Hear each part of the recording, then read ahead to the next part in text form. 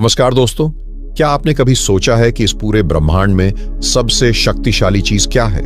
शक्ति, ऊर्जा, प्रकाश, समय या कुछ और?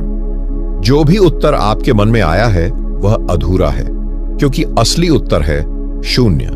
वो शून्य जिसमें सब कुछ समाया हुआ है और जिसमें से सब कुछ उत्पन्न हुआ है। वो शून्य जिसे हम देख नहीं सकते लेकिन जो हर जगह मौजूद है।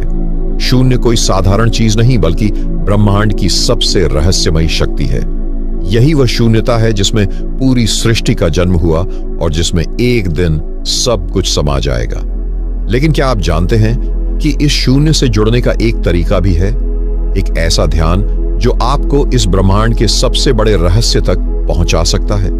यह कोई साधारण ध्यान नहीं बल्कि वह ध्यान है जिसे आर्षि मुनि, योगी और सिद्ध साधक हजारों सालों से करते आ रहे हैं। आज मैं आपको एक ऐसा रहस्य बताने वाला हूं जिसे अगर आपने समझ लिया तो आपका पूरा जीवन बदल सकता है।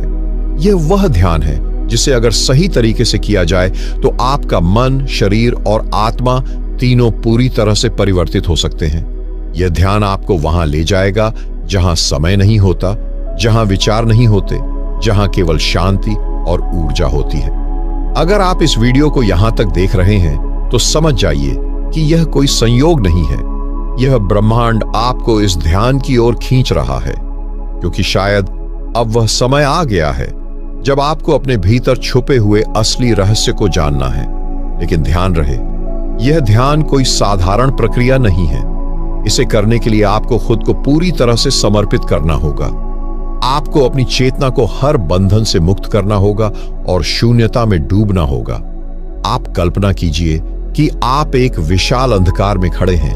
आपके चारों तरफ कुछ भी नहीं है, रोशनी नहीं, कोई आवाज नहीं, कोई वस्तु नहीं, बस एक अनंत शून्य। लेकिन जैसे ही आप इस अंधकार में ध्यान केंद्रित करने लगते हैं, आपको एक हल्की सी तरंग महसूस होती है। यह कोई आवाज नहीं बल्कि एक कंपन है जो इस पूरे ब्रह्मांड में गूंज रही है।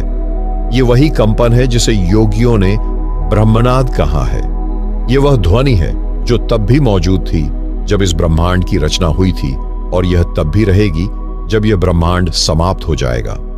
अब जरा सोचिए, अगर आप इस ध्यान के माध्यम से इस ब्रह्मनाद को सुन सकते हैं तो आप क्या हासिल कर सकते हैं? यह वही शक्ति है जिसे भगवान बुद्ध ने महसूस किया था जब वे निर्वाण की अवस्था में पहुंचे थे।